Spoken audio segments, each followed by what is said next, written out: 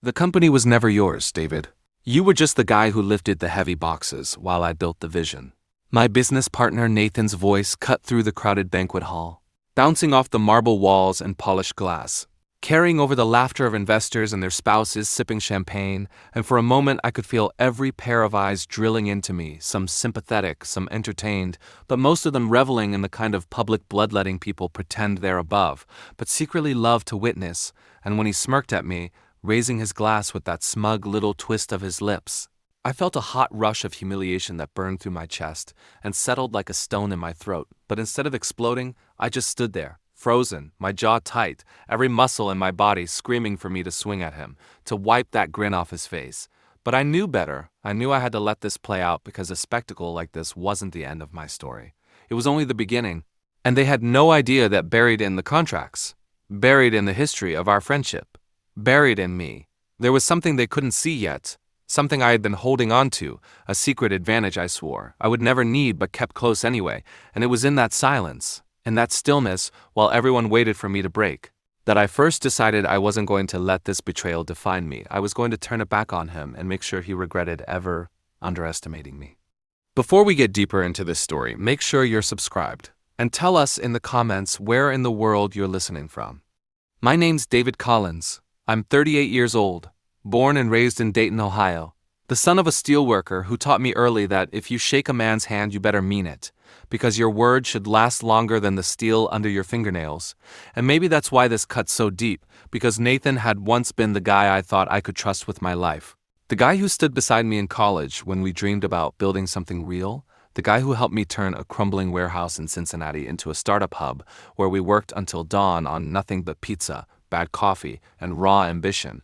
And even though I was the one burning through nights coding every line, calling every vendor, negotiating every loan, I never minded that Nathan was the polished face who could stand on a stage and sell our dream.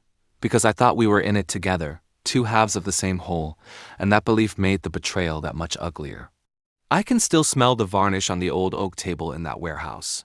Still hear the clatter of keyboards and the whir of space heaters fighting back Ohio winters.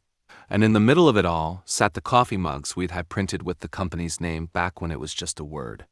Back when nobody cared but us, and those mugs became our little ritual. We'd clink them together before every pitch, every big meeting.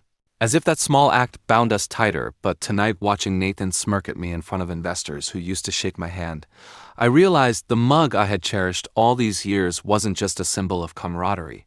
It was about to become the symbol of how he tried to erase me. And eventually, it would be the very thing I used to remind him what loyalty was supposed to mean.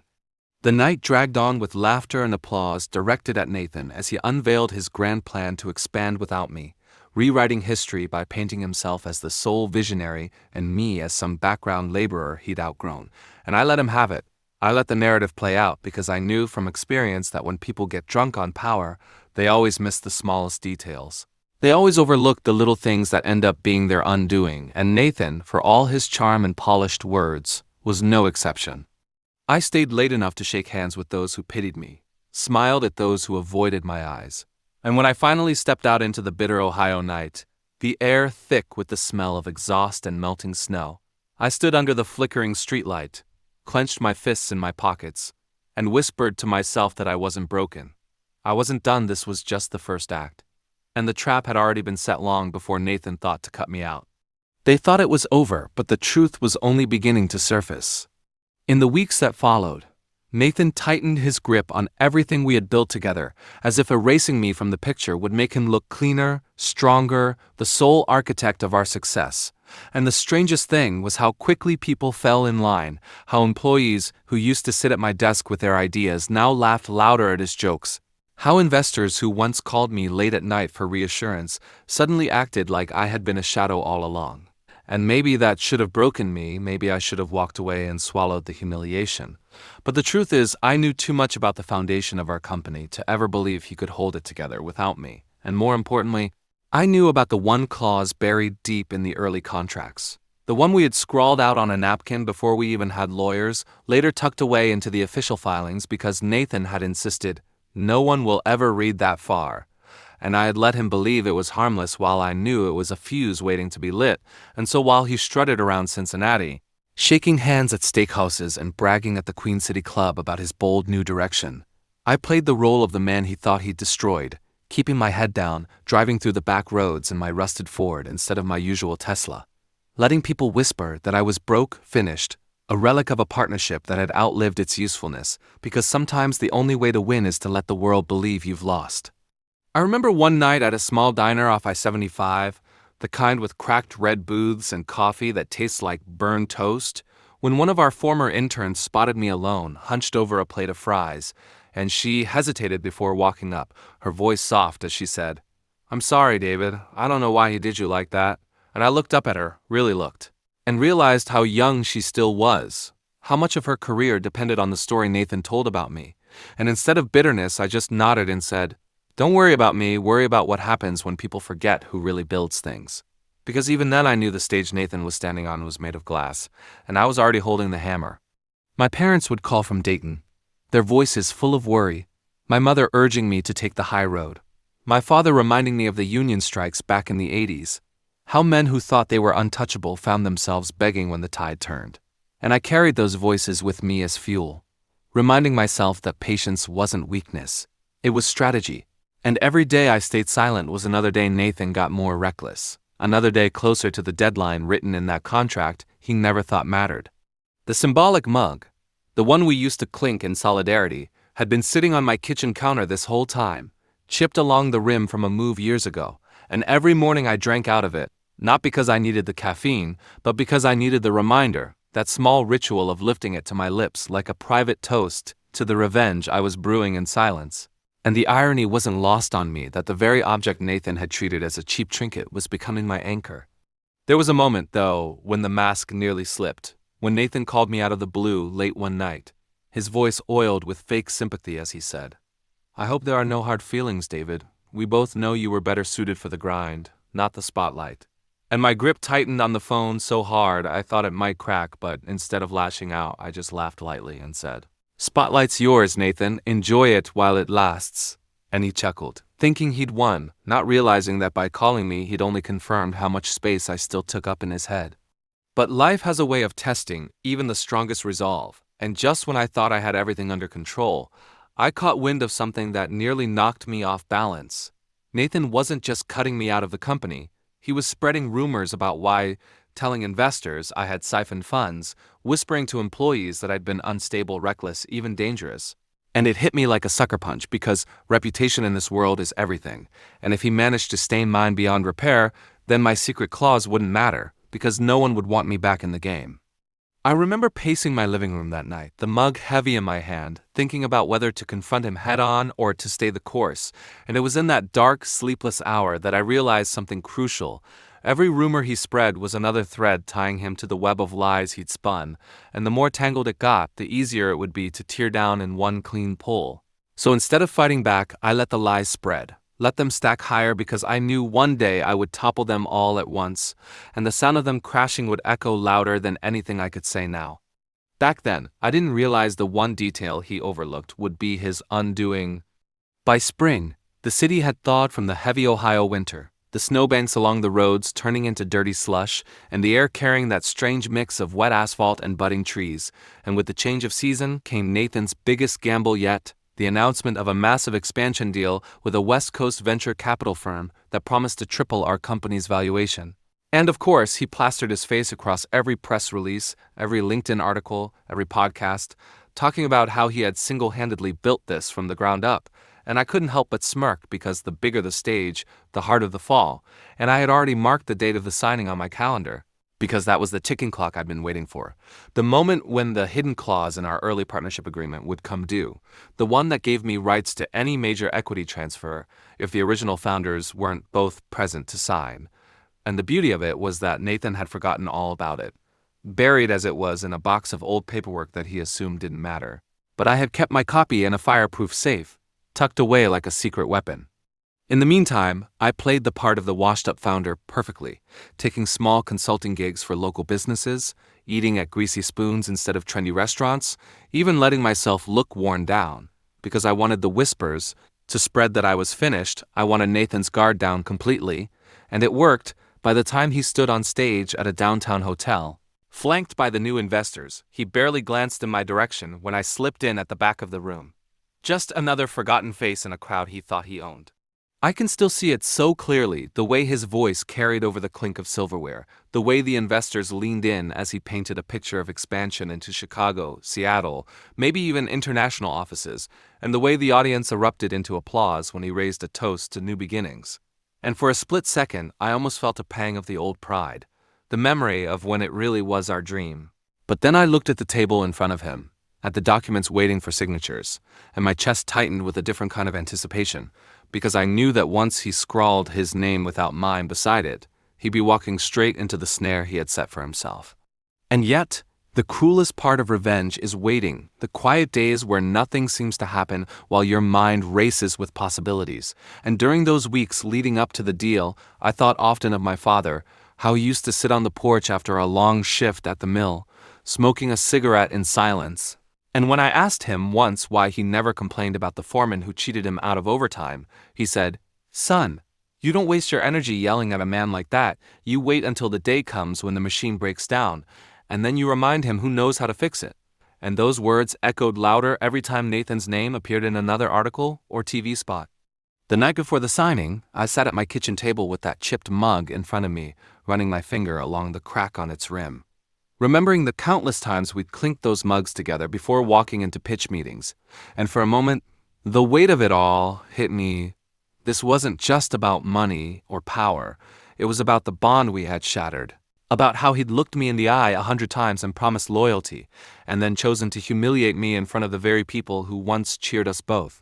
And I promised myself that when this was over, when justice finally came full circle, I'd never again mistake a handshake or a toast for true loyalty. The morning of the deal, downtown Cincinnati was buzzing, the glass towers catching the early light, the riverboats moving slow along the Ohio River, and I walked into that hotel with my copy of the contract tucked into a leather folder, my heart pounding steady but strong like a drumbeat carrying me forward. And as I passed the lobby bar, I overheard one of the investors laughing, saying, "It's amazing how some guys build everything and others just fade away." And I smiled because he had no idea how quickly that sentence was about to flip on its head. Nathan was already mid-speech when I entered the ballroom, talking about legacy and vision, and when he finally sat to sign, the cameras flashing, I stepped forward, my voice cutting through the hum of conversation as I said, "Careful, Nathan, you're about to sign something you don't actually own." And the silence that fell was thick enough to taste. Every head turning, his pen hovering above the page as his eyes flicked up to mine, the flicker of recognition quickly replaced by rage, and I could feel the entire room holding its breath, waiting for what would happen next. But I didn't reveal everything just yet. I let the tension hang there, because timing is everything, and the best traps are the ones the prey walks deeper into while thinking they're still free. He tried to laugh it off, of course, waving at me like I was some ghost from the past, saying, "Don't mind him, he's just bitter." But I could see the twitch in his jaw, the bead of sweat at his temple, and that was when I knew he remembered. He just hadn't thought I'd be bold enough to use it. The papers rustled on the table, the pen still poised, and in that moment I felt the years of betrayal, humiliation, patience, and planning all converge into a single electric charge.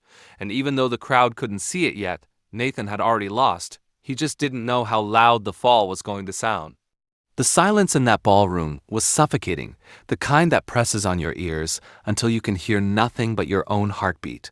And in that suspended moment, Nathan tried to push forward, lowering the pen as if sheer bravado could erase the truth.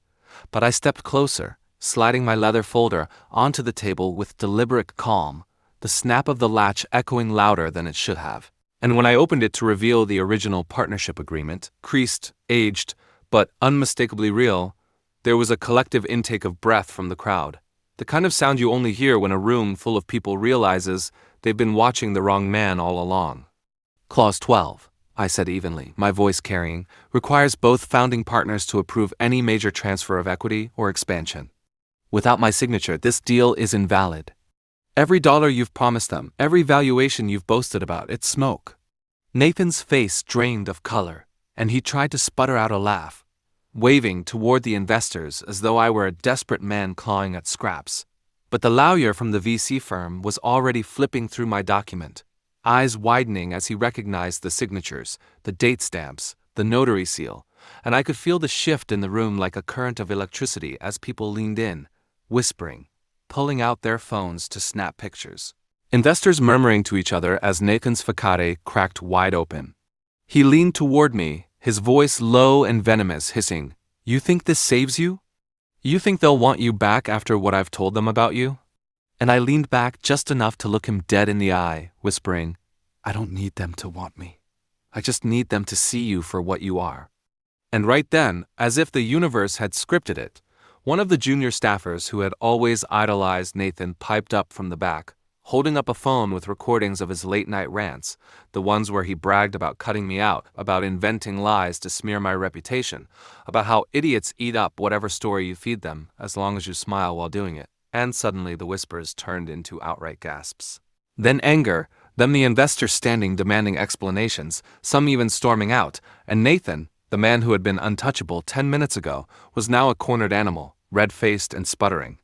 I didn't gloat, I didn't need to revenge tastes better served with restraint, and so I simply reached into my bag and pulled out that chipped mug, holding it up for just a second. Subtle enough that only a few people noticed, but those who did felt the weight of it because Nathan froze when he saw it, his eyes flicking to that crack in the rim, that stupid little piece of pottery we used to toast our victories, and I set it down gently beside the contract, saying, "Funny how the smallest things outlast the biggest lies," before turning and walking away as the room erupted into chaos behind me. But that wasn't the end, not yet, because a week later, when the dust had settled and Nathan's deal had collapsed, when the press had torn him apart and his name had become synonymous with fraud in every corner of the Midwest business world, I sat across from him in a dimly lit diner off Route 35, the same kind of greasy spoon where we'd once sketched our first ideas. And this time he was the one hunched over fries gone cold, eyes hollow, hands trembling as he tried to muster some version of himself that wasn't broken. "Why?" he asked finally, his voice stripped of all arrogance, just raw desperation, and for the first time in years, I let myself be honest. "Because you didn't just steal money, Nathan. You stole my name, my work, my dignity. You wanted me erased. All I did was remind you I'm still here." He tried to sneer, but it faltered, and then came the second twist he never saw coming because I slid across the table not a contract, not a threat, but a check, a personal one, small by our old standards but enough to keep him afloat, drawn from my consulting gigs. His eyes widened in confusion, and I said, "I don't want you dead, Nathan. I want you alive to remember. Every time you drink coffee, every time you walk past a warehouse or hear about a startup that actually works, I want you to remember the man you tried to erase and failed." And as he stared at that check, his hands shaking, I stood, lifting my chipped mug one last time in a mock toast before leaving him there in the quiet hum of the diner. Outside, the air was cool, spring settling in, and for the first time in months, I felt light, not because I'd destroyed him, but because I'd freed myself from him. The bitterness burned away in the fire of his downfall, and as I drove back toward Dayton, windows down, I realized that sometimes the sweetest revenge isn't just watching your enemy crumble, it's walking away knowing they'll never outrun the echo of what they lost, especially when it stares back at them every morning in the simplest of rituals, like the sound of a mug clinking against a table, reminding them of a bond that they betrayed and a legacy they could never reclaim. If you enjoyed this story, please give a thumbs up to the video and consider subscribing to the channel for more powerful true life stories.